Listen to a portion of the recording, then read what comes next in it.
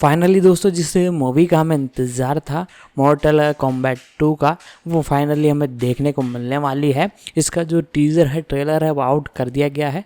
तो आज की इस वीडियो में हम इसी टीज़र ट्रेलर के बारे में बात करेंगे, साथ ही साथ इस मूवी की पूरी अपडेट आपको बताएंगे, इसके releasing date, pre production, releasing casting के बारे में।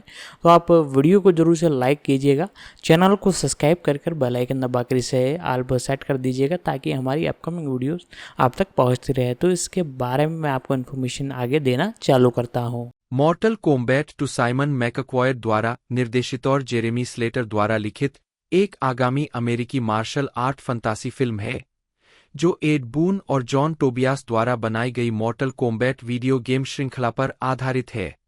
यह फिल्म मॉर्टल कोम्बैट 2021 की अगली कड़ी है और मॉर्टल कोम्बैट फिल्म श्रृंखला की चौथी किस्त है। इसमें जेसिका मैकनामी, जोश लॉसन, लुडी लिन, मेहकात ब्रूक्स, लुइस टेन, डेमन हेरिमन एक अलग भूमिका में, चिन्हान, तरानोबु असानो, जो तस्लीम और हिरोयुकी सनारा जैसे कलाकार वापसी कर, साथ ही कार्ल अर्बन, एडेलिन रूडोल्फ और टाटी गैब्रियल भी कलाकारों में शामिल हो रहे हैं। अप्रैल 2021 में मॉर्टल कॉम्बैट की रिलीज के बाद निर्माता टॉड गार्नर, लेखक ग्रेग रूसो और निर्देशक मैकक्वायड ने फ्रेंचाइजी के भविष्य पर बातचीत शुरू की, जिसमें जॉनी केज और बिहान पर केंद्रित स्टैंडअलोन फिल्में और 2021 की फिल्म का सीक्वल शामिल था।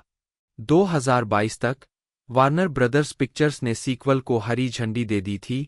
स्लेटर पटकथा लिखने के लिए तैयार थे और मैकक्वायड इस परियोजना का निर्देशन करने के लिए वापस आ गए। फिल्मांकन जून 2023 में ऑस्ट्रेलिया में शुरू हुआ। सैगाफ्ट्रा हड़ताल के कारण जुलाई के मध्य में रोक दिया गया, नवंबर के मध्य में फिर से शुरू हुआ और जनवरी 2024 के अंत में पूरा हुआ। मॉर्टल कोम्बैट 2 को वार्नर ब्रदर्स पिक्चर्स द्वारा 24 अक्टूबर 2025 को सिनेमाघरों में रिलीज किया जाना है। गालना कार्ल अर्बन जॉनी केज के रूप में 1, एडेलिन रूडोल्फ किटाना के रूप में 2, सोफिया जू युवा किटाना के रूप में, जेसिका मैकनामी सोनिया ब्लेड के रूप में 1, जोश लॉसन कानो के रूप में 1, लियू कांग के रूप में लुडी लिन 3, मेहकाट ब्रूक्स जैक्सन जैक्स ब्रिग्स के रूप में 4, टाटी गैब्रियल जेड के रूप में 1, लुइस टेन कोल यंग के रूप में 5, डेमन हेरिमन क्वान ची के रूप में 6, चिन्हान शांग त्सुंग के रूप में 7, तदानोबु असानो लॉर्ड रेडेन के रूप में 7, बिहान बटा नोब साइबोट के रूप में जो तस्लीम 8, हिरोयुकी सनारा हेंजो हसाशी बटा स्कॉर्पियन के रूप में 8, मार्टिन फोर्ड शाओ खान के रूप में 6, डेसमंड चियाम राजा जेरोर के रूप में 6, रानी सिंडेल के रूप में एनाथू गुयेन 6, रेवेनेंट कुंग लाओ के रूप में मैक्स हुआंग 9, सीजे ब्लूमफील्ड बाराका के रूप में 10। उत्पादन विकास अप्रैल 2021 में मॉर्टल कॉम्बैट की रिलीज के बाद अभिनेता जो तस्लीम ने खुलासा किया कि अगर वार्नर ब्रदर्स पिक्चर्स एक फ्रेंचाइजी बनाने का फैसला करती है, तो उन्हें 4 अतिरिक्त मॉर्टल कॉम्बैट फिल्मों के लिए अनुबंधित किया गया है। 11 निर्देशक साइमन मैकक्वायड ने कहा कि अगर इसके लिए कहानी अच्छी है, तो वह सीक्वल का निर्देशन करने के लिए लौटने के लिए तैयार है। 12 फिल्म की रिलीज के बाद एक साक्षात्कार में मैकक्वायड ने कहा कि जॉनी केज के चरित्र को फिल्म में पेश नहीं किया गया था, क्योंकि जॉनी केज एक विशाल व्यक्तित्व था और फिल्म को संतुलन से बाहर कर देगा। उन्होंने खुलासा किया कि संभावित सीक्वल केज और किटाना जैसे पात्रों के लिए सामग्री का पता लगा सकते हैं। उन्होंने यह भी व्यक्त किया कि वह अधिक महिला पात्रों को शामिल करना चाहेंगे। 13 सह लेखक ग्रेग रूसो ने कोलाइडर को बताया कि वह रीबूट को एक त्रयी के रूप में देखते हैं। नवंबर 2021 में निर्माता टॉड गार्नर ने ट्विटर पर विकास में एक सीक्वल का संकेत दिया। 15 और जनवरी 2022 में जेरेमी स्लेटर द्वारा पटकथा लिखने के साथ फिल्म के विकास की पुष्टि की गई। 16 मई 2022 में स्लेटर ने मॉर्टल कोम्बैट के अंत में स्थापित होने के बाद फिल्म में जॉनी केज को शामिल करने की योजना की पुष्टि की। हालांकि उन्होंने कहा कि कहानी में उनकी सटीक भूमिका निर्धारित नहीं की गई है। 17 उसी महीने स्लेटर ने उल्लेख किया कि फिल्म मॉर्टल कॉम्बैट फ्रेंचाइजी में निहित कुछ अजीबता को अपनाएगी और वह चाहते थे कि फिल्म अप्रत्याशित हो और प्रशंसकों की उम्मीदों पर खरा उतरे। 18 जून 2022 में उन्होंने आगे बताया कि सीक्वल पहली फिल्म के लिए सकारात्मक और नकारात्मक दोनों तरह की प्रशंसक प्रतिक्रियाओं को संबोधित करेगा। डलाई मई 2023 में टाटी गैब्रिएल फिल्म में जेड की भूमिका निभाने के लिए अंतिम बातचीत कर रही थीं, साथ ही कार्ल अर्बन भी केज की भूमिका निभाने के लिए अंतिम बातचीत में थे। 21 यह भी बताया गया कि जेसिका मैकनामी और जोश लॉसन क्रमशः सोनिया ब्लेड और कानो की भूमिका निभाने के लिए वापस आएंगे। एक उस महीने के अंत में एडेलिन रूडोल्फ, जिन्होंने Netflix series chilling adventures of Sabrina में गैब्रिएल के साथ काम किया था, किटाना के रूप में कलाकारों में शामिल हो गई। गैब्रिएल ने जेड की भूमिका निभाने की पुष्टि की। 2 जून 2023 में मार्टिन फोर्ड, डेसमंड चियाम, एना थू गुयेन और डेमन हेरिमन को क्रमशः शाओ कान, किंग जेरोर, क्वीन सिंडेल और क्वान ची के रूप में लिया गया। 6 हेरिमन ने पहले 2021 की फिल्म में कबाल को आवाज दी थी। 6 उस महीने के अंत में मैक्स हुआंग ने पुष्टि की कि वह कुंग लाओ के रूप में वापसी करेंगे। 9 फिल्माने मुख्य फोटोग्राफी 22 जून 2023 को क्वींसलैंड के गोल्ड कोस्ट में विलेज रोडशो स्टूडियो में शुरू हुई, जिसमें स्टीफन एफ विंडन छायाकार थे। 22, 23, 24, 25, 2023 एसएजीएफटीआरए हड़ताल के कारण जुलाई में फिल्मांकन निलंबित कर दिया गया था और नवंबर 2023 में हड़ताल की समाप्ति के बाद फिर से शुरू किया गया। 26, 27 फिल्मांकन आधिकारिक तौर पर जनवरी 2024 के अंत में पूरा हुआ। 28 मुक्त करना मॉर्टल कॉम्बैट 2 को वार्नर ब्रदर्स पिक्चर्स द्वारा 24 अक्टूबर 2025 को संयुक्त राज्य अमेरिका में नाटकीय रूप से रिलीज किया जाना है। टॉड गार्नर एक अमेरिकी फिल्म निर्माता है, एक और ब्रोकन रोड प्रोडक्शंस के संस्थापक और प्रमुख है। 2, 3 जीवनी गार्नर एक पूर्व डिज्नी कार्यकारी है। 4 और डिज्नी में प्रोडक्शन के सहाध्यक्ष भी रह चुके हैं।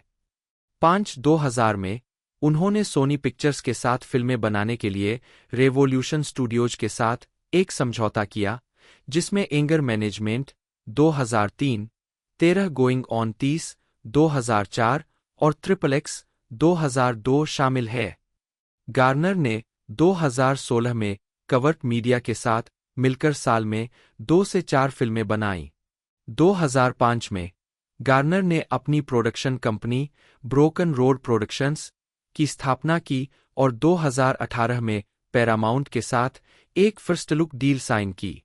6 गार्नर वर्तमान में the producers guide, Todd Garner and Hollywood's elite की मेजबानी करते हैं। 7 जो फिल्म व्यवसाय पर गहराई से नजर डालता है और आज की दुनिया में निर्माता बनने के लिए क्या करना पड़ता है। 8 गार्नर ने Paul Blart, Mall Cop, here comes the boom, जूकी पर 9 और पॉल ब्लाट, मॉल कॉप 2 जैसी फिल्में बनाई, जिनमें केविन जेम्स ने मुख्य भूमिका निभाई। साथ ही horror film the possession of Hannah Grace और scouts guide to the zombie apocalypse भी बनाई। उद्धरण वांछित गार्नर ने 2022 में नेटफ्लिक्स के लिए निर्माता rebel Wilson, Timothy am born और क्रिस बेंडर के साथ मिलकर सीनियर ईयर का निर्माण किया। फिल्मोग्राफी गार्नर ने सभी फिल्मों में निर्माता के रूप में काम किया जब तक कि अन्यथा उल्लेख न किया गया हो। जेम्स वान, जन्म 26 फरवरी 1977, एक ऑस्ट्रेलियाई फिल्म निर्माता है। उन्होंने मुख्य रूप से हॉरर शैली में काम किया है। 100 और इंसिडियस फ्रेंचाइजी के सहनिर्माता और द कॉन्ज्यूरिंग यूनिवर्स के निर्माता के रूप में। यह $2 बिलियन से अधिक की कमाई के साथ सबसे ज्यादा कमाई करने वाली हॉरर फ्रेंचाइजी है। 2 वान फिल्म और television production company atomic monster के संस्थापक भी है। वान ने 2004 में 100 के साथ अपने फीचर निर्देशन की शुरुआत की। 100 फ्रेंचाइजी व्यावसायिक रूप से सफल रही और इसने वैश्विक स्तर पर $1 बिलियन से अधिक की कमाई की। 3-4 असफलताओं के दौर के बाद 5 वान को इंसिडियस सीरीज के साथ नई सफलता मिली, जिसमें उन्होंने 2010 में पहली फिल्म और 2013 में इसके सीक्वल का निर्देशन किया। दूसरी इंसिडियस के उसी वर्ष वान ने पहली कॉन्ज्यूरिंग फिल्म का निर्देशन किया, जिसे आलोचनात्मक और व्यावसायिक सफलता मिली। उन्होंने 2016 में दूसरी किस्त के निर्देशक के रूप में काम किया और फ्रेंचाइजी की बाद की फिल्मों का निर्माण किया। हॉरर के अलावा वान ने फास्ट एंड फ्यूरियस फ्रेंचाइजी की 7वीं किस्त फ्यूरियस 7 2015 और डीसी एक्सटेंडेड यूनिवर्स की सुपरहीरो फिल्मों एक्वामैन 2018 और इसके sequel Aquaman and the lost kingdom 2023 का निर्देशन किया। फ्यूरियस 7 और एक्वामैन दोनों ने $1 बिलियन से ज्यादा की कमाई की, जिससे वान 2 फिल्मों के साथ इस मुकाम तक पहुंचने वाले 8वें निर्देशक बन गए। 2021 तक वह अब तक के 16वें सबसे ज्यादा कमाई करने वाले निर्देशक है। उनकी फिल्मों ने दुनिया भर में $3.7 बिलियन से ज्यादा की कमाई की है। 7-8 प्रारंभिक जीवन और शिक्षा। जेम्स वान का जन्म 26 फरवरी 1977 को कुचिंग, सारावाक, मलेशिया में चीनी मलेशियाई माता-पिता के यहाँ हुआ था। जब वान 7 साल के थे, तब उनका परिवार पश्चिमी ऑस्ट्रेलिया के पर्थ शहर में आ गया। 9 वान ने वेस्ट लीडरविले प्राइमरी स्कूल 10, उसके बाद पर्थ के विलेटन सीनियर हाई स्कूल 10 और फिर कैनबरा के लेक टुगेरानोंग कॉलेज में पढ़ाई की। 11-12 इसके बाद वान मेलबर्न चले गए, जहां उन्होंने royal Melbourne institute of technology remit में पढ़ाई की। उन्होंने 1999 में रिमिट से मीडिया में कला स्नातक की उपाधि प्राप्त की। 13 आजीविका 2004 से 2006 डेब्यू। 2003 से पहले वान और उनके दोस्त साथी फिल्म निर्माता लेव हेनेल ने एक हॉरर फिल्म की पटकथा लिखना शुरू किया था, जिसमें उन्होंने अपने सपनों और डर को इसकी कहानी की प्रेरणा बताया था। पटकथा पूरी होने के बाद वान और हेनेल अपनी पटकथा, जिसे बाद में 100 के नाम से जाना गया, से एक अंश चुनकर उसे फिल्माना चाहते थे ताकि स्टूडियो को अपनी फिल्म पेश कर सकें। चार्ली क्लूसर, जिन्होंने फिल्म के लिए संगीत तैयार किया था, और कुछ स्टैंड इन अभिनेताओं की मदद से वान और हेनेल ने अपेक्षाकृत कम बजट में फिल्म की शूटिंग की। हेनेल ने फिल्म में मुख्य पात्रों में से एक एडम स्टेनहाइट की भूमिका निभाने का भी फैसला किया। 14 पूर्ण लंबाई वाली 100 की रिलीज के बाद फिल्म को घरेलू और अंतर्राष्ट्रीय स्तर पर बॉक्स ऑफिस पर भारी सफलता मिली। फिल्म ने अमेरिका में $55 मिलियन और अन्य देशों में $48 मिलियन की कमाई की। कुल मिलाकर दुनिया भर में $103 मिलियन से अधिक की कमाई हुई। यह प्रोडक्शन बजट से $100 मिलियन अधिक था। 15 इसने स्टूडियो को सीक्वल 100 2 और बाद में 100 फ्रेंचाइजी के बाकी हिस्सों को हरी झंडी दिखा दी। अपनी स्थापना के बाद से 100 फिल्में असमायोजित डॉलर में दुनिया भर में अब तक की सबसे ज्यादा कमाई करने वाली हॉरर फ्रेंचाइजी बन गई है। अकेले संयुक्त राज्य अमेरिका में 100 दूसरी सबसे ज्यादा कमाई करने वाली हॉरर फ्रेंचाइजी है, जो केवल फ्राइडे द 13th फिल्मों से $10 मिलियन के अंतर से पीछे है। 16-17 वान ने 100 2004 का निर्देशन किया और 100 3 2006 का सहलेखन किया। इस बीच उन्होंने और हेनेल ने मुख्य रूप से sequel 100 2, 100 3, 100 4, 18, 100 V, 100 6, 100 3D, jigsaw, spiral और 100 X के कार्यकारी निर्माता के रूप में काम किया है। 2007 से 2009 पेशेवर असफलताएं। 2007 सैन डिएगो कॉमिक कॉन में वान। 2007 में वान ने 2 फीचर फिल्मों का निर्देशन किया। पहली हॉरर फिल्म डेड साइलेंस थी, जो उस समय वान और हेनेल के एजेंट की सलाह का परिणाम थी। वान और हेनेल ने बाद में कहा है कि फिल्म उनके लिए एक नकारात्मक अनुभव थी। 5 डेड साइलेंस में ऑस्ट्रेलियाई अभिनेता रयान क्वांटन थे और यह एक किंवदंती के आधार पर आधारित है जिसमें एक वेंट्रिलोक्विस्ट, मैरी शॉ का भूत, उसकी उपस्थिति में चीखने वाले किसी भी व्यक्ति की जीभ निकाल देता है। एक खूनी फिल्म के बजाय वान ने फिल्म को एक डरावनी गुड़िया फिल्म के रूप में वर्णित किया। यह उन पुराने ट्वाइलाइट जोन एपिसोड या हैमर हॉरर फिल्म्स की भावना में है। बहुत पुराने स्कूल की 19, 20, 21 फिल्म ने $20 मिलियन के प्रोडक्शन बजट के मुकाबले $22 मिलियन 22 से अधिक की कमाई की। 23 इसे आलोचकों से नकारात्मक समीक्षा मिली। 2007 में वान की दूसरी निर्देशित फिल्म सतर्कता action drama film death sentence थी जो ब्रायन गारफील्ड के 1975 के इसी नाम के उपन्यास पर आधारित फिल्म थी जिसे डेथ विश की अगली कड़ी के रूप में लिखा गया था। 27 फिल्म का नायक केविन बेकन एक पिता था जो अपने हत्यारे बेटे का बदला लेना चाहता था जिसे एक स्थानीय गिरोह ने मार डाला था। वेन्नेल ने गिरोह के सदस्यों में से एक के रूप में एक छोटा किरदार निभाया था। 28-29 वान ने फिल्म को एक कच्ची और किरकिरी 70 के दशक की शैली की बदला लेने वाली थ्रिलर के रूप में वर्णित किया। यह बंदूकों के साथ मेरी आर्ट हाउस फिल्म है। 19 फिल्म ने $10 मिलियन के प्रोडक्शन बजट के मुकाबले $17 मिलियन 30 की कमाई की। 31, 32, 33 लेखक गारफील्ड ने बाद में कहा, मुझे लगता है कि अंत में अपनी हास्यास्पद हिंसा को छोड़कर डेथ सेंटेंस फिल्म अपने चरित्र के पतन और प्रतिशोधी सतर्कता की मूर्खता को दर्शाती है। उन्होंने आगे कहा, एक कहानी के रूप में इसने वह बिंदु बनाया जो मैं बनाना चाहता था। 34 डेड साइलेंस और डेथ सेंटेंस वान की पहली फिल्में हैं जिन्हें अमेरिका के प्रमुख फिल्म स्टूडियो द्वारा वितरित किया गया है। डेड साइलेंस को यूनिवर्सल पिक्चर्स द्वारा और डेथ सेंटेंस को 20वीं सेंचुरी फॉक्स द्वारा वितरित किया गया है।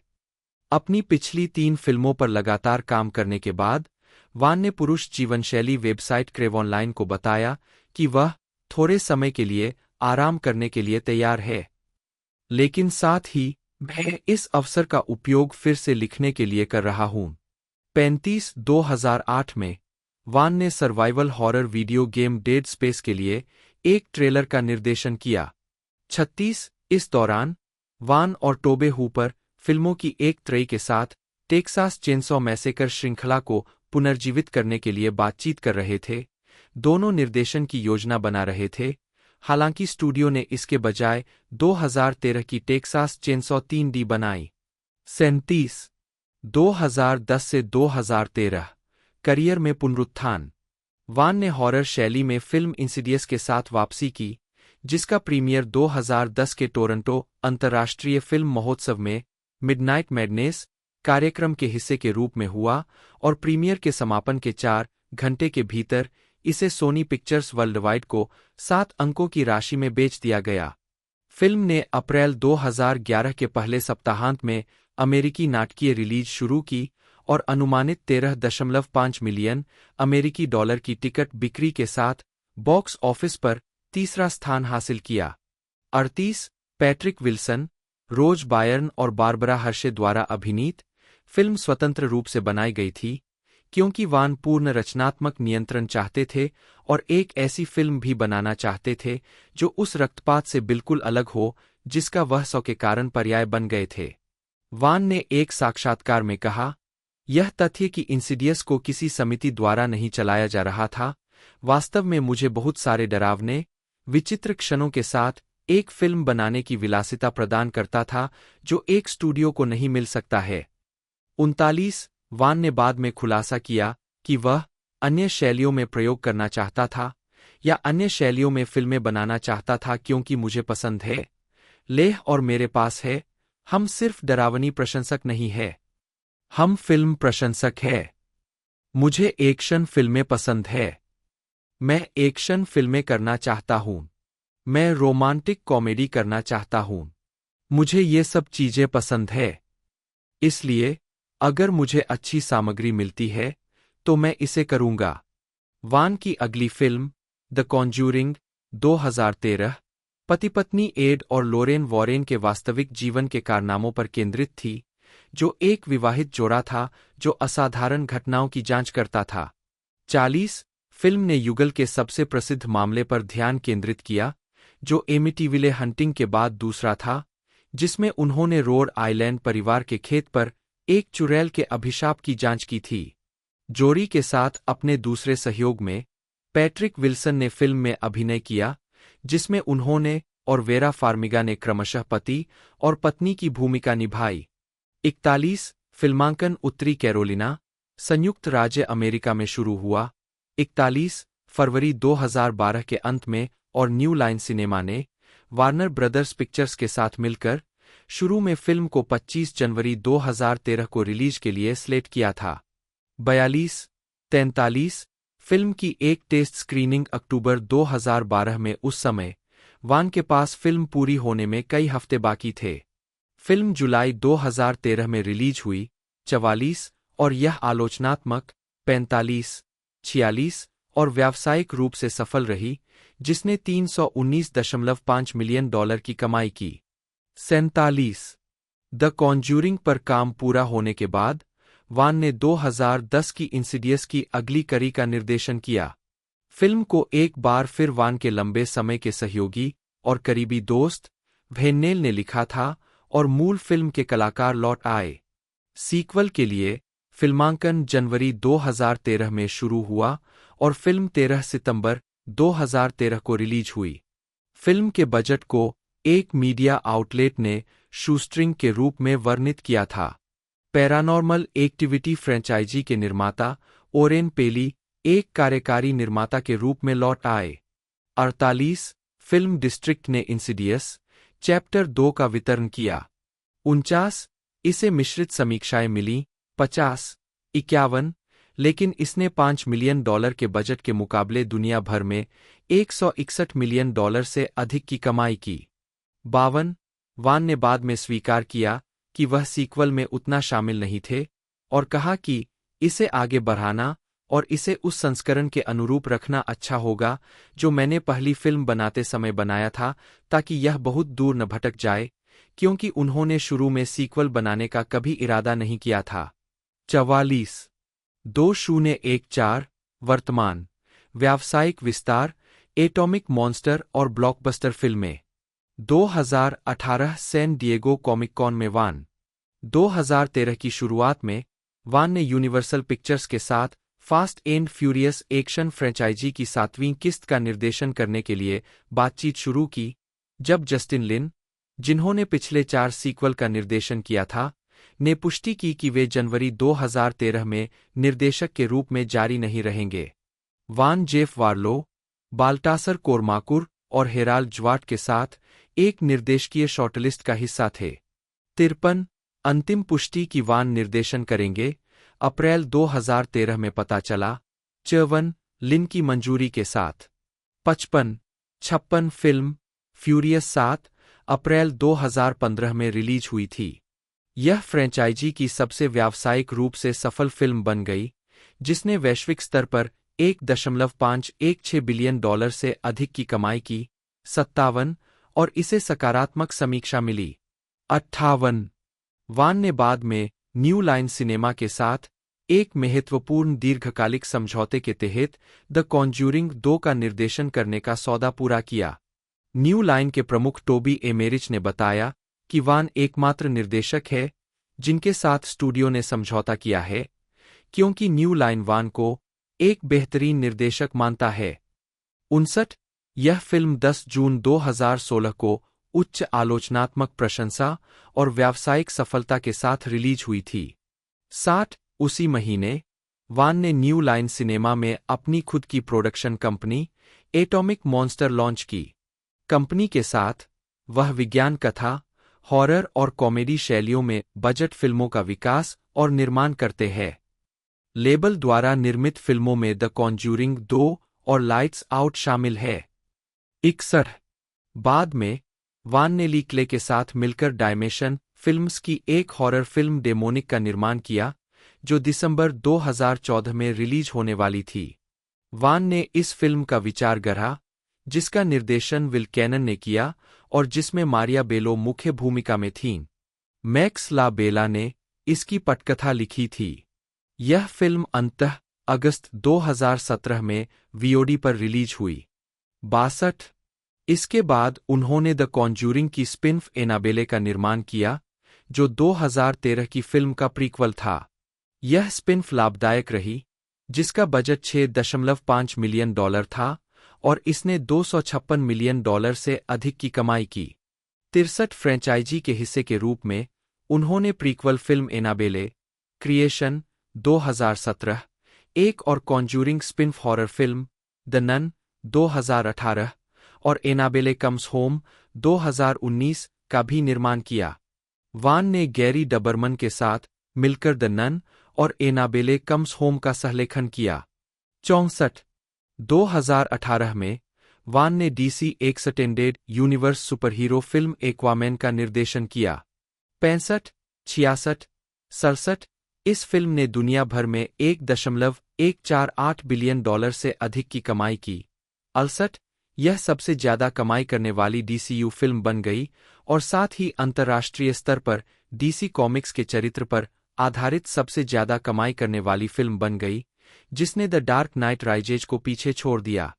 69। 2019 में वान ने डीसी यूनिवर्स स्ट्रीमिंग सेवा के लिए स्वैम्प थिंग के चरित्र पर आधारित एक टेलीविजन श्रृंखला विकसित की। 70। 7 अगस्त 2015 को वान ने न्यू लाइन सिनेमा के 2021 मॉर्टल कॉम्बैट रीबूट का निर्माण करने के लिए हस्ताक्षर किए। 71। 4 साल बाद दक्षिण ऑस्ट्रेलियाई सरकार के बजट में दक्षिण ऑस्ट्रेलियाई फिल्म निगम को भारी बढ़ावा मिला, जिसमें मॉर्टल कॉम्बैट रीबूट के साथ राज्य के इतिहास में सबसे बड़ा फिल्म निर्माण एक प्रमुख प्राप्तकर्ता बनने के लिए तैयार था। 72। फरवरी 2018 में वान को स्टेन सकाई की उसकी योजिम्बो कॉमिक बुक श्रृंखला के एनिमेटेड रूपांतरण का कार्यकारी निर्माता बनाने की पुष्टि की गई। 73। एनिमेटेड श्रृंखला का प्रीमियर नेटफ्लिक्स पर 2022 में हुआ और इसका शीर्षक samurai rabbit the Usagi chronicles था। 74। 2021 में वान ने एनाबेले वालिस अभिनीत हॉरर फिल्म मैलिग्नेंट का निर्देशन किया और स्टेफनी परकिंस द्वारा स्लेशर उपन्यास there's someone inside your house के फिल्म रूपांतरण का सहनिर्माण किया। अपने एटॉमिक मॉन्स्टर लेबल के तहत नेटफ्लिक्स के लिए शॉन लेवी के 21 लैब्स एंटरटेनमेंट के साथ। 75, 76, 77। इसके अलावा 2021 में वान ने अमेजन प्राइम के लिए I know what you did last summer के टेलीविजन रूपांतरण का कार्यकारी निर्माण किया। 78।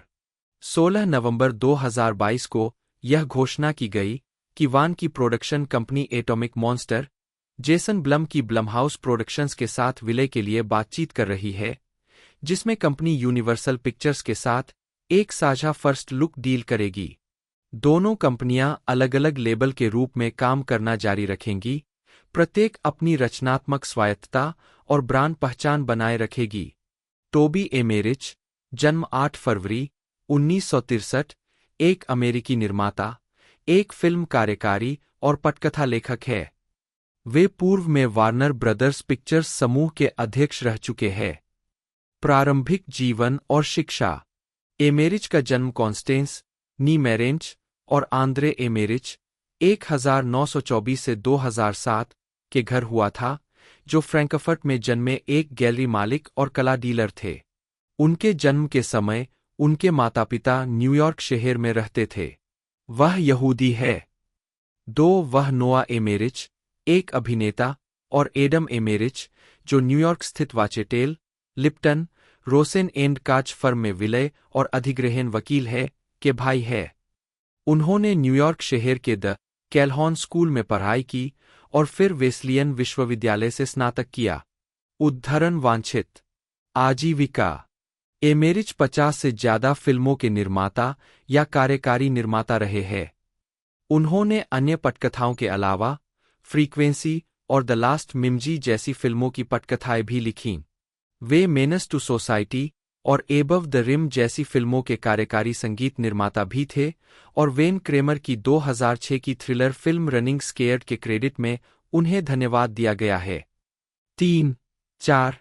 न्यू लाइन सिनेमा में प्रोडक्शन के अध्यक्ष के रूप में कार्य करने के बाद एमेरिच 18 मार्च 2008 को न्यू लाइन के अध्यक्ष और मुख्य परिचालन अधिकारी बने। 2017 में वे वार्नर ब्रदर्स पिक्चर्स ग्रुप के अध्यक्ष और मुख्य सामग्री अधिकारी बने और बाद में 2018 में इसके अध्यक्ष बने। 5-6 अध्यक्ष के रूप में उन्होंने स्टूडियो के वैश्विक नाट्य निर्माण, विपणन और वितरण कार्यों की देखरेख की और वार्नर ब्रदर्स होम एंटरटेनमेंट की विपणन और वितरण गतिविधियों की भी देखरेख की। अक्टूबर 2019 में उन्होंने वार्नर ब्रदर्स पिक्चर्स ग्रुप के अध्यक्ष के रूप में अपना अनुबंध बढ़ाया और शीर्ष लेफ्टिनेंट कैरोलिन ब्लैकवुड को मुख्य परिचालन अधिकारी के नवनिर्मित पद पर पदोन्नत किया।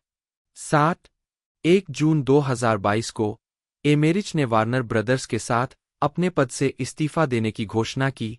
माइकल डी लुका और पामेला एबडी ने अमेजन के स्वामित्व वाली मेट्रो गोल्डविन मेयर के साथ अपने अनुबंध समाप्त होने के बाद उन्हें बदलने के लिए तैयार किया। 8 एमेरिच अपनी खुद की प्रोडक्शन कंपनी शुरू करने से पहले एक संक्रमणकालीन अवधि के लिए अपने पद पर बने रहे। वार्नर ब्रदर्स के साथ 5 साल की फंडिंग और वितरण समझौते पर हस्ताक्षर किए। 9 डी लुका और एबडी ने जुलाई 2022 में पदभार संभाला। भविष्य की परियोजनाएं।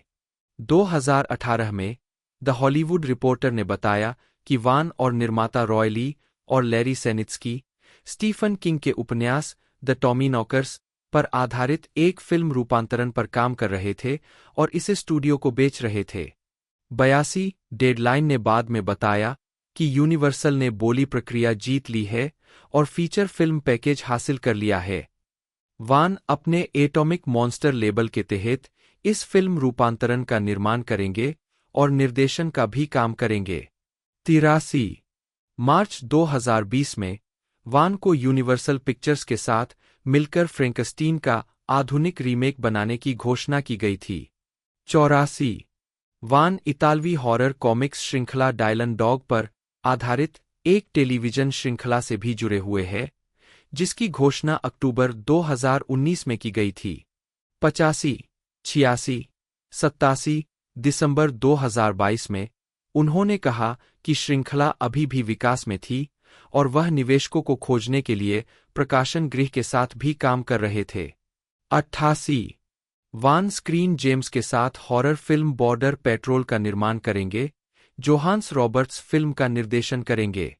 89 फरवरी 2023 में बैकरूम्स फिल्म के लिए सफलतापूर्वक बोली लगाने वाले A24 ने घोषणा की कि पार्सन्स के वीडियो पर आधारित बैकरूम्स के फिल्म रूपांतरण पर काम शुरू हो गया है, जिसका निर्देशन पार्सन्स करेंगे। रॉबर्टो पैटिनो पटकथा लिखेंगे, जबकि एटॉमिक मॉन्स्टर के वान, माइकल क्लियर, 21 लैब्स एंटरटेनमेंट के शॉन लेवी, डैन कोहेन और डैन लेविन, चेरनिन एंटरटेनमेंट के पीटर चेरनिन इसका निर्माण करेंगे। 90, 91, 92 अक्टूबर 2023 में डिज्नी ब्रांडेड टेलीविजन ने वान और माइकल क्लियर के साथ गारगोयल्स लाइव एक्शन रीबूट की घोषणा की, जो कार्यकारी निर्माता रैंक में शामिल हो गए। 93 अप्रकाशित परियोजनाएं। 2009 में एक्स-रे नामक एक वेनेलवान सहयोगी परियोजना की घोषणा की गई और इसे एक नई फिल्म नोयर एक्शन परियोजना के रूप में वर्णित किया गया, जिसमें निर्माता रॉबी ब्रेनर भी इस परियोजना से जुड़े थे। हालांकि दिसंबर 2012 तक आगे कोई प्रगति नहीं हुई। 94 यह भी घोषणा की गई कि स्कॉट ओ ब्राउन के ग्राफिक उपन्यास नाइटफॉल का रूपांतरण डेथ सेंटेंस के बाद वान की अगली फिल्म होगी। कथानक में वे घटनाएं शामिल हैं जो एक अपराधी को पिशाचों द्वारा संचालित टेक्सास जेल में भेजे जाने के बाद घटित होती है।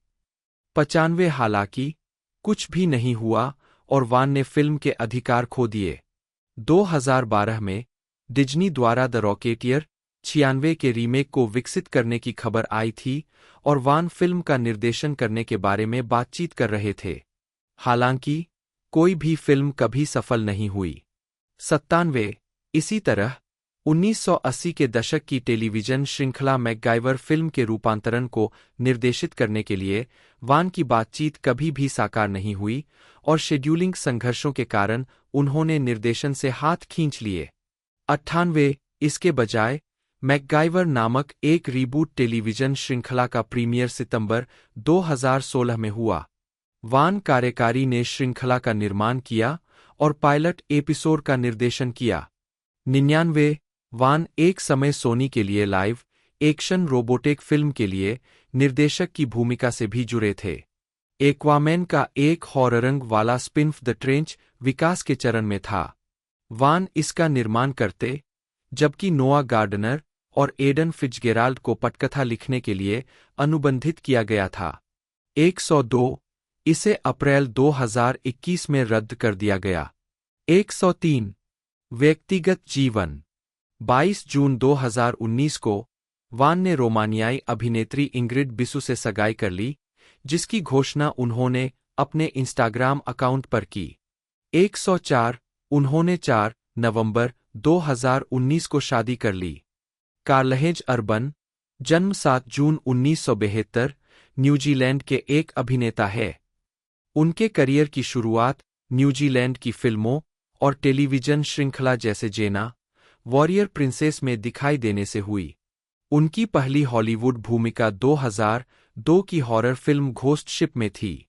तब से उन्होंने कई हाई प्रोफाइल फिल्मों में अभिनय किया है, जिसमें the Lord of the rings trilogy की दूसरी और तीसरी किस्त में इयोमर, रिडिक फिल्म श्रृंखला की दूसरी और तीसरी किस्त में वाको, स्टार ट्रेक रीबूट फिल्म श्रृंखला में Leonard McCoy, the born supremacy 2004 में किरिल, डूम 2005 में जॉन रीपर ग्रिम, ड्रेड 2012 में जज ड्रेड, पीट्स ड्रैगन 2016-2019 से।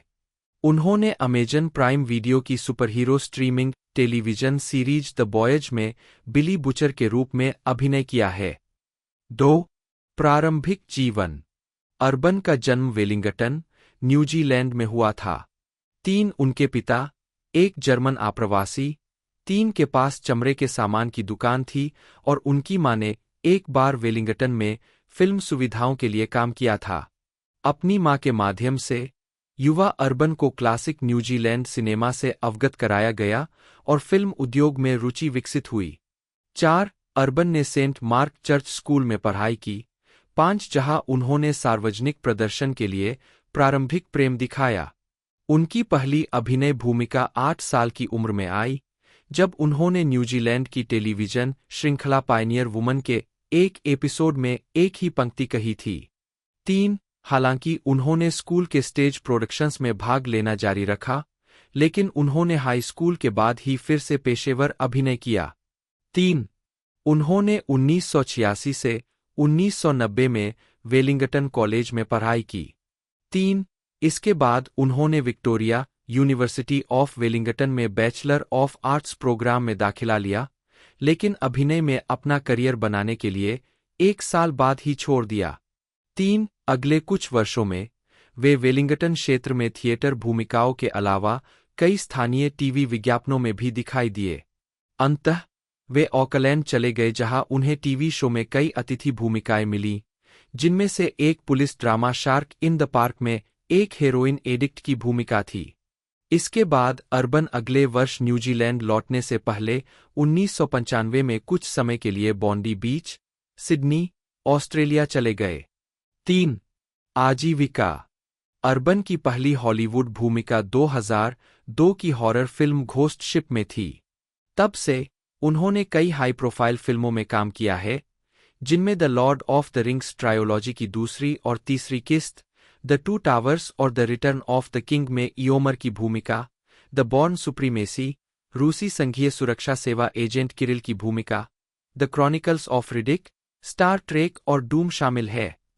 हॉलीवुड रिपोर्टर ने अनुमान लगाया था कि अर्बन उन कई अभिनेताओं में से एक थे जिनके नाम न्यूजीलैंड के ही मार्टिन कैंपबेल द्वारा निर्देशित कैसीनो रॉयल में British secret service agent James bond की भूमिका के लिए विचार किए जा रहे थे। 6 अर्बन ने यूनिवर्सल पिक्चर्स की डूम, प्रथम व्यक्ति शूटर वीडियो गेम डूम पर आधारित में जॉन रीपर ग्रिम की भूमिका निभाई, जो 21 अक्टूबर 2005 को रिलीज हुई थी। 2007 में उन्होंने वाइकिंग एडवेंचर पाथफाइंडर में अभिनय किया। पश्चिमी फिल्मों के लंबे समय से प्रशंसक। 7 उन्होंने कॉमन्च मून में वुड्रो कॉल की भूमिका निभाई, जो एक टेलीविजन मिनी सीरीज थी जो 2008 की शुरुआत में लैरी मैकमुट्री की इसी नाम की पुस्तक श्रृंखला पर आधारित लोनसम डव मिनी सीरीज के प्रीक्वल के रूप में प्रसारित हुई थी। 8-9 अर्बन, जैचरी क्विंटो, जे अब्राम्स और क्रिस पाइन। अप्रैल 2013 में सिडनी, ऑस्ट्रेलिया में Star Trek into darkness film के प्रीमियर पर। 2009 की फिल्म स्टार ट्रेक में उन्होंने डॉ. लियोनार्ड बोन्स मैककॉय की भूमिका निभाई, जो कि मूल स्टार ट्रेक टीवी श्रृंखला में डेफॉरेस्ट केली द्वारा निभाई गई भूमिका थी। 10, 11, 12, 13 बचपन से ही स्टार ट्रेक फ्रेंचाइजी के प्रशंसक, अर्बन ने फिल्म में एक भूमिका के लिए सक्रिय रूप से प्रयास किया। 14 केली के मैककॉय की भावना के प्रति उनकी वफादारी के लिए स्टार ट्रेक प्रशंसक समुदाय द्वारा उनके प्रदर्शन को व्यापक रूप से अपनाया गया था। 15 अर्बन ने 2013 की film Star Trek into darkness और 2016 की फिल्म स्टार ट्रेक बियॉन्ड में भूमिका दोहराई। 16 अर्बन अगली बार CIA एजेंट विलियम कूपर के रूप में रेड में दिखाई दिए, जो इसी नाम के ग्राफिक उपन्यास पर आधारित थी और जिसमें ब्रूस विलिस और हेलेन मिरेन ने सहाभिनय किया था। 17 उन्होंने 2011 में 3D में रिलीज हुई कोरियाई मैनहवा प्रीस्ट के फिल्म रूपांतरण में ब्लैक हेयर, एक खलनायक पुजारी से पिशाच बने व्यक्ति की भूमिका निभाई। 2012 में अर्बन ने फिल्म ड्रेड में कानून प्रवर्तन अधिकारी कॉमिक बुक के पात्र जज ड्रेड की भूमिका निभाई। शेव पत्रिका को दिए एक साक्षात्कार में अर्बन ने इसे एक जबरदस्त, एक्शन से भरपूर फिल्म ड्रेड के जीवन के एक दिन के बारे में बताया। फिल्म का निर्देशन पीट ट्रेविस ने किया था और इसकी पटकथा एलेक्स गारलैंड ने लिखी थी। 19 हालांकि बॉक्स ऑफिस पर इसका प्रदर्शन अच्छा नहीं रहा, लेकिन आलोचकों ने ड्रेड को खूब सराहा। 20 मई 2015 में फीनिक्स कॉमिकॉन में अर्बन। 2013 में अर्बन ने J.H. वायमन द्वारा बनाई गई टीवी सीरीज ऑलमोस्ट ह्यूमन में जासूस जॉन केनेक्स के रूप में अभिनय किया। श्रृंखला को भविष्य में 35 साल बाद सेट किया गया था, जब लैप्ट में पुलिस को जीवंत एंड्रॉयड के साथ जोड़ा जाता है। अर्बन ने एक जासूस का किरदार निभाया जिसे रोबोट पसंद नहीं है, लेकिन अंत में उसे एक भावुक व्यक्ति के साथ जोड़ दिया जाता है। अर्बन अगली बार एनसेम्बल थ्रिलर द लॉफ्ट में दिखाई दिए, जो इसी नाम की बेल्जियम फिल्म की रीमेक थी। इसे न्यू ऑरलियंस और बेल्जियम में 2008 की मूल फिल्म के निर्देशक एरिक वान लोय ने फिल्माया था। 21 जनवरी 2015 में अर्बन ने पीट्स ड्रैगन के 2016 के रीमेक में मुख्य प्रतिपक्षी के रूप में माइकल सी। 23 इसके अलावा 2017 में अर्बन ने एंटोनियो बैंडेरस और रॉबर्ट फोर्स्टर के साथ action thriller x of vengeance में एक मनोरोगी पुलिस वाले की भूमिका निभाई। 24 अर्बन ने 2019 में star wars the rise of Skywalker में एक स्टॉर्मट्रूपर के रूप में कैमियो किया था। 25 उन्होंने 2022 में द सी बीस्ट में मुख्य भूमिका निभाई। 26 2019 से अर्बन ने Amazon prime video series the boys में विलियम बिली बुचर के रूप में अभिनय किया है। 27 व्यक्तिगत जीवन सितंबर 2004 में अर्बन ने अपनी लंबे समय की साथी नताली विहोंगी से शादी की, जो 2000 की टेलीविजन फिल्म द प्राइवेटर्स में उनकी मेकअप आर्टिस्ट थीं। 28 उनके 2 बेटे हैं, हंटर और इंडियाना। उनके दूसरे बेटे का नाम इंडियाना जोन्स फ्रेंचाइजी के इसी नाम के हीरो के नाम पर रखा गया था। 29 जिसके बारे में उन्होंने कहा है कि यह उनकी पसंदीदा फिल्म सीरीज में से एक है। 30 वे ऑकलैंड, न्यूजीलैंड के समृद्ध हर्न बे क्षेत्र में रहते थे। 31 इस जोड़े ने जून 2014 में अपने अलगाव की घोषणा की। 31 2014 से 2018 तक वह अभिनेत्री केटी सैकहॉफ के साथ रिश्ते में थे। 32 परोपकार अर्बन किड्सकैन के लिए एक सेलिब्रिटी राजदूत के रूप में कार्य करते हैं, जो एक चैरिटी है जो वर्तमान में न्यूजीलैंड में 16,000 से अधिक वंचित बच्चों को भोजन, कपड़े और जूते जैसी आवश्यक चीजें प्रदान करके उनका समर्थन करती है। 33 मई 2022 में यूनिसेफ एओटेरोआ न्यूजीलैंड ने न्यूजीलैंड और दुनिया भर में बच्चों के अधिकारों के बारे में जागरूकता बढ़ाने में सहायता के लिए अर्बन का आधिकारिक राजदूत के रूप में स्वागत किया। 1 जून 2020 को Urban, Sean Astin, Sean Bean, Orlando Bloom, Billy Boyd, Ian McKellen, Dominic मोनाघन, Viggo Mortensen, Miranda Otto, John Rhys Davies, Andy Serkis, Liv Tyler और एलिजा वुड के साथ लेखक फिलिपा बॉयंस और निर्देशक पीटर जैक्सन जोश गैड की यूट्यूब श्रृंखला रियूनिटेड अपार्ट में शामिल हुए, जो वीडियो कॉन्फ्रेंसिंग के माध्यम से लोकप्रिय फिल्मों के कलाकारों को फिर से जोड़ता है और गैरलाभकारी धर्मार्थ संस्थाओं को दान को बढ़ावा देता है। जेसिका मैकनेमी एक ऑस्ट्रेलियाई अभिनेत्री और मॉडल है। उन्होंने 7 नेटवर्क के टेलीविजन कार्यक्रमों होम एंड अवे और पैक्ड टू द राफ्टर्स में भूमिकाएं निभाकर ऑस्ट्रेलिया में प्रसिद्धि प्राप्त की।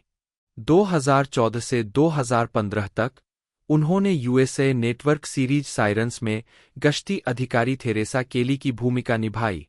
उनकी फिल्म भूमिकाओं में the vow 2012, chips 2017, battle of the sexes 2017, the meg 2018 और मॉर्टल कॉम्बैट 2021 शामिल है। आजीविका। मैकनेमी ने 7 नेटवर्क के soap opera home and away में लिसा डफी की भूमिका निभाई। उन्होंने टेलीविजन श्रृंखला पैक्ड टू द राफ्टर्स में सैमी राफ्टर की भूमिका निभाई। 2009 में McNamee dancing with the stars की नवीं श्रृंखला में एक प्रतियोगी थीं। उन्होंने नर्तक स्टेफानो ओलिविएरी के साथ जोड़ी बनाई थी और फाइनल से पहले ही उन्हें बाहर कर दिया गया था। 3 पैक्ड टू द राफ्टर्स में सैमी की भूमिका ने मैकनेमी को उस अच्छी लड़की की छवि को खोने के लिए उत्सुक कर दिया जो इस भूमिका ने बनाई थी। श्रृंखला के निर्माण अवकाश में उन्होंने अलग-अलग भूमिकाएं निभाने का फैसला किया। 2 उन्होंने horror film the loved ones में अभिनय किया। 4 जिसका प्रीमियर 2009 में टोरंटो अंतर्राष्ट्रीय फिल्म समारोह में हुआ। 5 2010 के मध्य में उन्होंने लघु फिल्म 50 से 50 बनाई। मैकनेमी ने 2012 की फिल्म द वॉव में एक भूमिका हासिल की। उन्होंने टोरंटो में रेचल मैकेडम्स और चैनिंग टैटम के साथ इस प्रोजेक्ट को फिल्माया। उन्होंने फिल्म पर काम करने को एक अवास्तविक अनुभव बताया। 6 2013 में वह एक विशेष अतिथि कलाकार के रूप में अंतिम सीजन के लिए पैक्ड टू द राफ्टर्स में लौटीं। 2014 से 2015 तक मैकनेमी ने यूएसए नेटवर्क टीवी श्रृंखला सायरन में अभिनय किया। उन्होंने शिकागो पुलिस अधिकारी थेरेसा केली की भूमिका निभाई और शो में एक मुख्य किरदार थीं। 7 2017 में उन्होंने बैटल ऑफ द सेक्सेस में टेनिस खिलाड़ी मार्गरेट कोर्ट का किरदार निभाया। 8 2018 में मैकनेमी ने ड्रामा फिल्म द नेबर में विलियम फिचन के साथ जेना की मुख्य भूमिका निभाई। 9 उन्होंने ब्लॉकबस्टर द मेग में मेगालोडन शिकारी जोनास टेलर, जेसन स्टैथम की पूर्व पत्नी लोरी की भूमिका निभाई। 7 2019 में मैकनेमी क्राइम थ्रिलर फिल्म लोकस्ट्स में इजी की भूमिका निभाते हुए दिखाई दिए। 10 अगस्त 2019 में मैकनेमी को मॉर्टल कॉम्बैट में सोनिया ब्लेड के रूप में लिया गया और यह अप्रैल 2021 में रिलीज हुई। 11/12 2020 में McNamee horror film black water एबिस में दिखाई दी। 13 उन्होंने राइस वेकफील्ड की drama podcast series from now में भी अपनी आवाज दी। 14 2021 में मैकनेमी को horror thriller film the visitor में कास्ट किया गया। 15 2024 में मैकनेमी स्टेन की फिल्म विंडकैचर में दिखाई दिए। 16 व्यक्तिगत जीवन। मैकनेमी अभिनेत्री पेनी मैकनेमी की बहन है। उनकी 2 और बहनें और एक भाई है। 17 18 उनकी भतीजी अभिनेत्री टीगन क्रॉफ्ट है। 18 उनके चचेरे भाई Daniel McNamee art versus science band में है। अप्रैल 2019 में उन्होंने प्रॉपर्टी डेवलपर पैट्रिक कारुसो से शादी की। 19 फरवरी 2010 में मैकनेमी फ्रेड हॉलोज फाउंडेशन के राजदूत बन गए। यह फाउंडेशन अंधेपन और अन्य दृष्टि समस्याओं के इलाज और रोकथाम पर केंद्रित है। 20 मैकनेमी फाउंडेशन के मिरेकल क्लब का प्रतिनिधित्व करते हैं, जो समर्थकों को मासिक योगदान देने के लिए प्रोत्साहित करते हैं, जिससे उन देशों में लोगों की दृष्टि बहाल हो सके जहां फाउंडेशन काम करता है। एडलिन रूडोल्फ, जन्म 10 फरवरी 1995, हांगकांग में जन्मी एक अभिनेत्री है। उन्होंने Netflix series chilling adventures of Sabrina 2018 से 2020 में अपनी शुरुआत करने से पहले मॉडलिंग से अपना करियर शुरू किया था। इसके बाद वह CW सीरीज रिवरडेल 2021 और रेजिडेंट ईविल 2022 के नेटफ्लिक्स रूपांतरण में दिखाई दी है। वह मॉर्टल कॉम्बैट सीक्वल में किटाना का किरदार निभाने वाली है। प्रारंभिक जीवन और शिक्षा। 10 फरवरी 1995 को ब्रिटिश हांगकांग में जन्मी। एक रूडोल्फ जर्मन और कोरियाई मूल की है। 2-3 उनकी एक जुड़वां बहन कैरोलीन है। 4 रूडोल्फ ने जर्मन स्विस इंटरनेशनल स्कूल में पढ़ाई की। 1-5 उन्होंने यूनिवर्सिटी कॉलेज लंदन UCL में राजनीति विज्ञान की पढ़ाई की, जहां से उन्होंने 2017 में स्नातक किया। 1-6 आजीविका। UCL में अपने समय के दौरान रूडोल्फ ने नेक्स्ट मॉडल मैनेजमेंट के साथ हस्ताक्षर किए। 1 उन्होंने यूरोपीय, हांगकांग और कोरियाई बाजारों में मॉडलिंग की, जहां वह मैरी क्लेयर ब्यूटी और एले ब्यूटी अभियानों में दिखाई दीं। 3 स्नातक होने के बाद उन्होंने अभिनय में कदम रखा। 7 और नेटफ्लिक्स श्रृंखला चिलिंग एडवेंचर्स ऑफ सबरीना में अगाथा के रूप में अभिनय की शुरुआत की। 8 जुलाई 2020 में रूडोल्फ को टॉमी श्रृंखला अनुकूलन की शीर्षक भूमिका में लिया गया था, जिसे क्विबी पर रिलीज किया जाना था। 9 हालांकि क्विबी ने उस दिसंबर को बंद कर दिया और अनुकूलन जनवरी 2024 तक विकास नरक में है। 10 रूडोल्फ ने बाद में 2021 में CW सीरीज रिवरडेल के 5वें सीजन में मिनर्वा के रूप में एक आवर्ती भूमिका निभाई। 11 और 2022 में रेजिडेंट ईविल के नेटफ्लिक्स रूपांतरण में बिली वेस्कर के रूप में एक मुख्य भूमिका निभाई।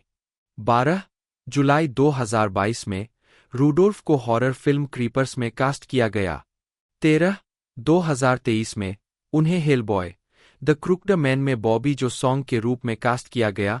14 साथ ही मॉर्टल कॉम्बैट 2 में किटाना, जो मॉर्टल कॉम्बैट की अगली कड़ी है। जोश लॉसन एक ऑस्ट्रेलियाई अभिनेता है, जिन्हें हाउस ऑफ लाइज में डग गुगेनहाइम, सेंट डेनिस मेडिकल में डॉ.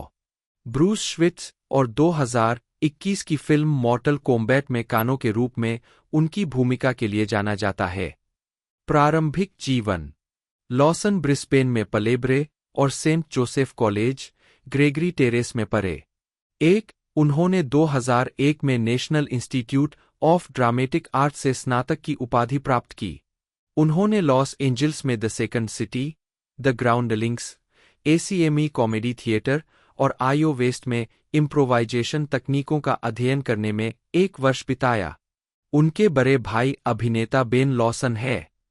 2003 में लॉसन को माइक वॉल्श फेलोशिप से सम्मानित किया गया। 2 आजीविका। टेलीविजन।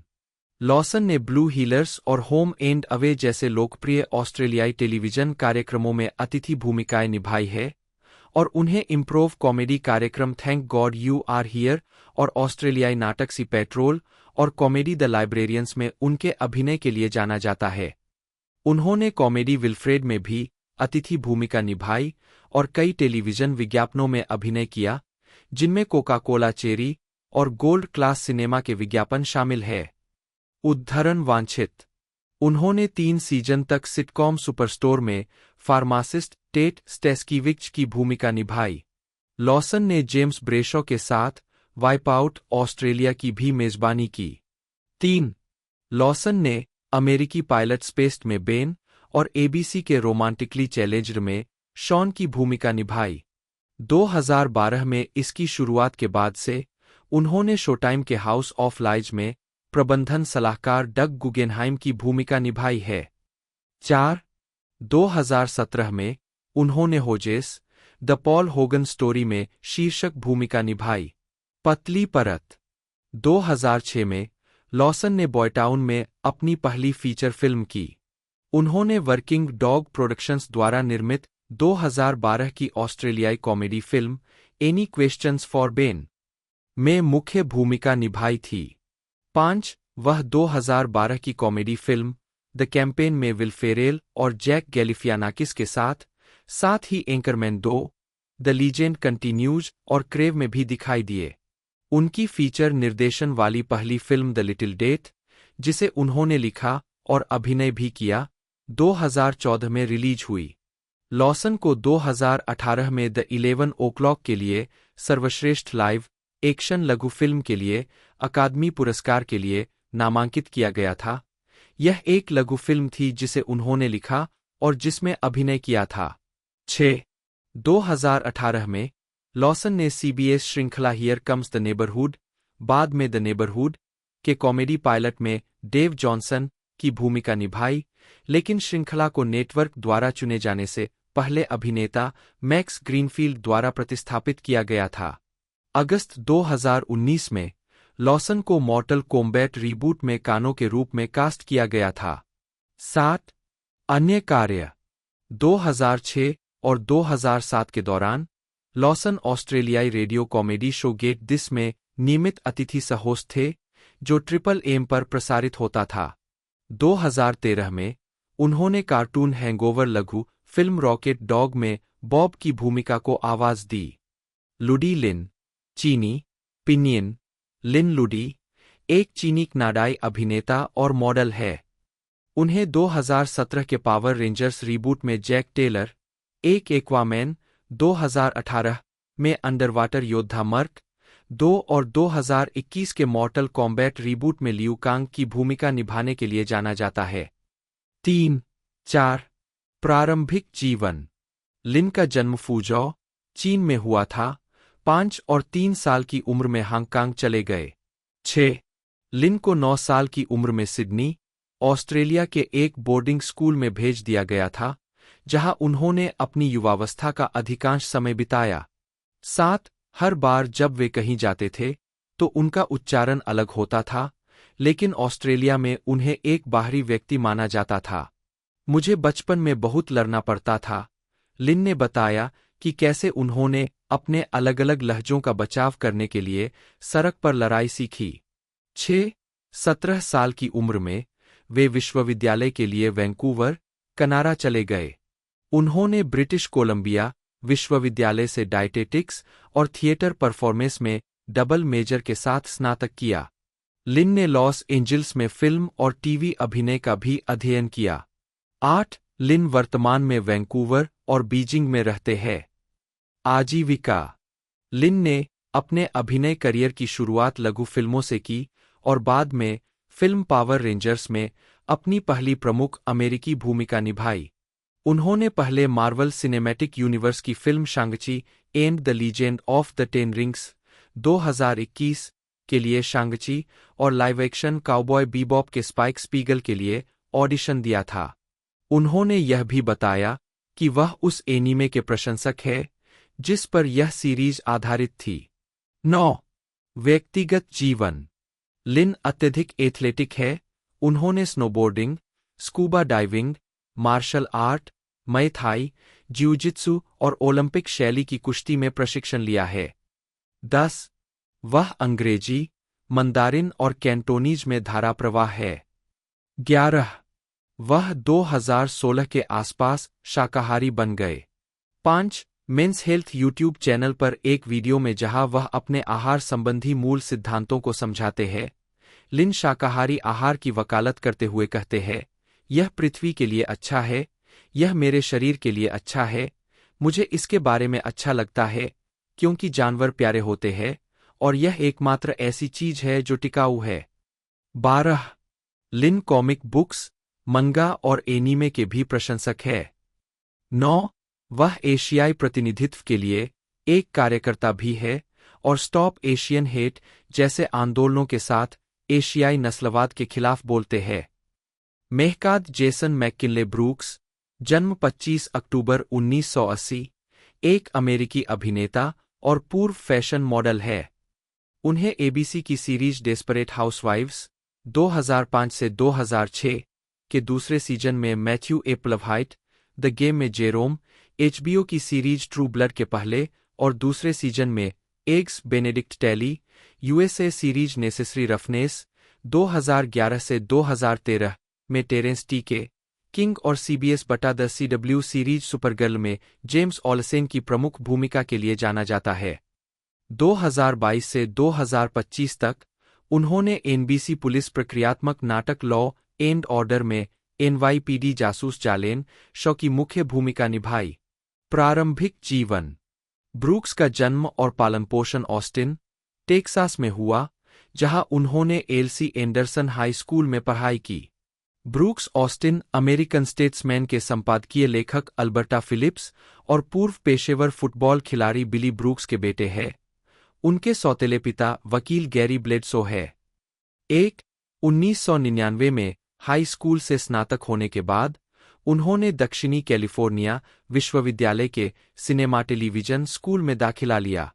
ब्रूक्स ने सितंबर 2010 में द वेंडी विलियम्स शो के एक एपिसोड में बताया कि उन्होंने यूएससी जाने के पक्ष में बास्केटबॉल छात्रवृत्ति और आइवी लीग स्कूलों के प्रस्तावों को ठुकरा दिया था। उद्धरण वांछित, फिर उन्होंने अभिनय करियर बनाने के लिए स्कूल छोड़ दिया। आजीविका। ब्रूक्स के शुरुआती काम में केल्विन क्लेन अंडरवियर मॉडल का काम शामिल है। 2004 में ब्रूक्स ने एक हाई स्कूल बास्केटबॉल खिलाड़ी की भूमिका निभाई जिसे एक टीम के साथी के पिता ने कोल्ड केस, सीजन 1, एपिसोड 17 श्रृंखला में मार दिया था। 2005 से 2006 तक ब्रूक्स ने एबीसी टीवी नाटक डेस्परेट हाउसवाइव्स में मैथ्यू एपलवाइट की भूमिका निभाई। वह ग्लोरी रोड में दिखाई दिए, जिसमें उन्होंने टेक्सास वेस्टर्न यूनिवर्सिटी के एथलीट हैरी फ्लोरनॉय की भूमिका निभाई थी, जब 5 शुरुआती अश्वेत खिलाड़ियों ने केंटकी को राष्ट्रीय चैंपियनशिप के लिए हराया था। उन्होंने 2007 की film in the valley of एला में अभिनय किया। उन्होंने 2008 में टीवी श्रृंखला द गेम में टिया मोवरी के साथ उनके प्रेमी जेरोम की भूमिका निभाई। 2009 में वह फॉक्स की टीवी श्रृंखला डॉलहाउस में दिखाई दिए। उन्होंने हाल ही में स्टेट फार्म इंश्योरेंस के टेलीविजन विज्ञापन में द गेम के पूर्व सहकलाकार गैब्रिएल डेनिस के साथ नए प्रेमी की भूमिका निभाई है।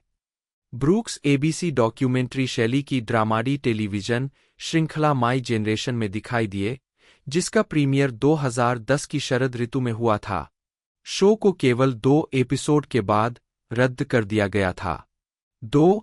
वह यूएसए नेटवर्क श्रृंखला नेसेसरी रफनेस के कलाकारों में से एक थे, जो 29 जून 2011 को शुरू हुई थी। इस शो में ब्रूक्स ने टेरेंस टी.के. किंग के रूप में दिखाया, जो न्यूयॉर्क हॉक्स के लिए एक फुटबॉल खिलाड़ी है, जिसके गुस्से के मुद्दों के कारण उसकी टीम को उसे एक चिकित्सक को देखने की आवश्यकता होती है। 2013 में नेसेसरी रफनेस को रद्द कर दिया गया था। 3. ब्रूक्स ने law and order special victims unit episode में प्रिंस मिलर के रूप में अतिथि भूमिका निभाई। श्रृंखला के प्रीमियर से लेकर 5वें सीजन के 4थे एपिसोड में उनके जाने तक ब्रूक्स ने सीबीएस बटा द सीडब्ल्यू ड्रामा सुपरगर्ल में जेम्स ओल्सन की भूमिका निभाई। 5. 20 अक्टूबर 2017 को उन्होंने अपना पहला एकल टीयर्स अवे रिलीज किया। 6. 2019 में उन्हें 23 अप्रैल 2021 को रिलीज हुई मॉर्टल कॉम्बैट रीबूट के लिए जैक्स ब्रिग्स को चित्रित करने की घोषणा की गई थी। 7. जून 2022 में यह घोषणा की गई कि ब्रूक्स लंबे समय से चल रही अपराध श्रृंखला लॉ एंड ऑर्डर के सीजन 22 में जासूस जालेन शॉ के रूप में कलाकारों में शामिल होंगे। 8. मीडिया में वह जीक्यू के जुलाई 2010 अंक में इमानुएला डी पाउला के साथ दिखाई दिए। 9. व्यक्तिगत जीवन। वह पूर्व एनएफएल वाइड रिसीवर बिली ब्रूक्स के पुत्र है। ब्रूक्स ने आईजीएन के साथ एक साक्षात्कार में कहा है कि वह वीडियो गेम के शौकीन खिलाड़ी है, जिसमें call of duty, medal of honour और मैडेन श्रृंखला शामिल है। 10. उनके बड़े जुड़वां भाई बिली ब्रूक्स 4 अब बंद हो चुके spill.com पर नियमित रूप से आते थे और वर्तमान में इसके उत्तराधिकारी डबल टोस्टेड पर अतिथि के रूप में आते हैं। वह 2011 में अपने ब्रेकअप तक क्रिएचर की सहकलाकार सेरिंडा स्वान के साथ रिश्ते में थे। तातियाना गैब्रिएल हॉब्सन, जन्म 25 जनवरी 1996, जिन्हें पेशेवर रूप से टाटी गैब्रिएल के नाम से जाना जाता है, एक अमेरिकी अभिनेत्री है। वह CW साइंस फिक्शन टेलीविजन श्रृंखला द 100 में गया, नेटफ्लिक्स की मूल श्रृंखला चिलिंग एडवेंचर्स ऑफ सबरीना में प्रूरेंस और नेटफ्लिक्स श्रृंखला यू में मैरियन बेलामी के रूप में अपनी भूमिकाओं के लिए जानी जाती है। उन्होंने डिज्नी चैनल की एनिमेटेड श्रृंखला द आउल हाउस में विलो पार्क की आवाज भी दी और 2022 की फिल्म अनचार्टेड में जो ब्रैडॉक और नेटफ्लिक्स श्रृंखला केलिडोस्कोप में हन्ना किम की भूमिका निभाई। गैब्रिएल ने HBO पोस्टेपोकैलिक ड्रामा श्रृंखला द लास्ट ऑफ अस में नोरा का किरदार निभाया है। प्रारंभिक जीवन और शिक्षा। गैब्रिएल का जन्म 25 जनवरी 1996 को सैन फ्रांसिस्को, कैलिफोर्निया में हुआ था। वह ट्रेसी, नी हेविट और टेरी हॉब्सन की 3 संतानों में से एक है। उनके पिता अफ्रीकी अमेरिकी है और उनकी मां कोरिया में एक कोरियाई महिला और अफ्रीकी अमेरिकी सैनिक की संतान थीं। 4 साल की उम्र में उनकी मां को एक अफ्रीकी अमेरिकी सैन्य परिवार ने गोद ले लिया था, जो उस समय जापान में तैनात था। 1. गैब्रिएल ने तीसरी कक्षा में लेमोनी स्निकेट की ए सीरीज ऑफ अनफॉर्चुनेट इवेंट्स के रूपांतरण में अभिनय करना शुरू किया, जहां उन्होंने लेमोनी स्निकेट की मुख्य भूमिका निभाई। उन्होंने मिडिल स्कूल में Oakland school for the arts के लिए ऑडिशन दिया और उन्हें उनके थिएटर प्रोग्राम में शामिल कर लिया गया। उन्होंने कई प्रस्तुतियों में अभिनय और निर्देशन किया है और स्कॉटलैंड के एडिनबर्ग फेस्टिवल फ्रिंज सहित विभिन्न थिएटर समारोहों में अपने काम के लिए कई पुरस्कार जीते हैं। गैब्रिएल ने Oakland school for the arts से 3.7 GPA के साथ स्नातक किया।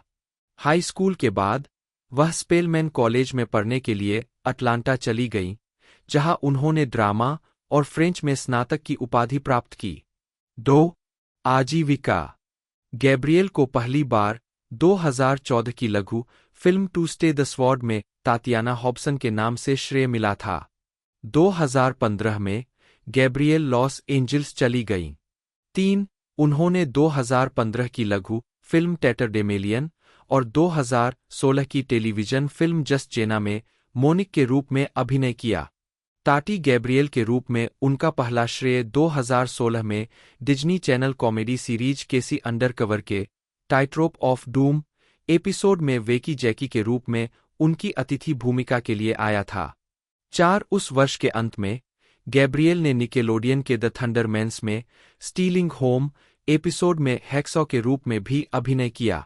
2017 में गैब्रिएल ने द CW के सर्वनाशकारी नाटक द 100 में गेया के रूप में अपनी पहली आवर्ती भूमिका निभाई। 4. उसी वर्ष उन्हें हुलू एंथोलॉजी श्रृंखला डायमेंशन 404 के बॉब नामक एक एपिसोड में दिखाया गया, जहां उन्होंने अमांडा की बहन का किरदार निभाया। गैब्रिएल ने 2017 की फिल्म द इमोजी मूवी में एडी के किरदार को भी आवाज दी, जो उनकी पहली प्रमुख फिल्म भूमिका थी, और हुलू के फ्रीकिश के दूसरे सीजन में बर्डी के रूप में और TBS एनिमेटेड श्रृंखला टारेंट्यूला में भी दिखाई दीं। 4. 5. मार्च 2018 में गैब्रिएल को नेटफ्लिक्स की original series chilling adventures of Sabrina में प्रूरेंस की भूमिका में एक सीरीज के नियमित कलाकार के रूप में लिया गया था। 5. 2020 में गैब्रिएल को नेटफ्लिक्स की मनोवैज्ञानिक थ्रिलर सीरीज यू के तीसरे सीजन में मैरियन बेलामी के रूप में लिया गया था। 6. और चौथे, 7 और 5वें सीजन में अपनी भूमिका दोहराई। 2022 में गैब्रिएल ने फिल्म अनचार्टेड में खलनायक जो ब्रैडॉक की भूमिका निभाई। 8 मई 2023 में गैब्रियल को 2021 मॉर्टल कॉम्बैट फिल्म के एक अनटाइटल्ड सीक्वल में जेड के रूप में लिया गया। 9 मार्च 2024 में गैब्रियल को HBO post apocalyptic drama series the last of us के दूसरे सीजन में नोरा के रूप में लिया गया। 2024 में यह घोषणा की गई कि वह नॉटी डॉग द्वारा विकसित आगामी video game intergalactic the heretic prophet में जॉर्डन के चरित्र को आवाज देंगी। तो दोस्तों इसका डिस्ट्रीब्यूशन वर्नर ब्रदर्स पिक्चर्स द्वारा किया जा रहा है और इंडिया के अंदर ये हिंदी में हमें कंफर्म देखने को मिलेगी। हिंदी का टीज़र ट्रेलर भी आउट कर दिया गया है। साथ ही साथ ये हमें 24 अक्टूबर 2025 में देखने को मिलने वाली है। मेन बेस इसकी कंट्री यूनाइटेड स्टेट है। मेन बेस इंग्लिश लैंग्वेज में से बनाया गया है, बाकी मल्टीपल लैंग्वेज में से डब करके रिलीज़ किया जा रहा है। बाकी आप में से कितने लोग इसका इंतज़ार कर रहे थे कमेंट करके जरूर से बताइएगा और हमारे इस चैनल को सब्सक्राइब कर लीजिएगा। मिलते हैं अगले वीडियो में।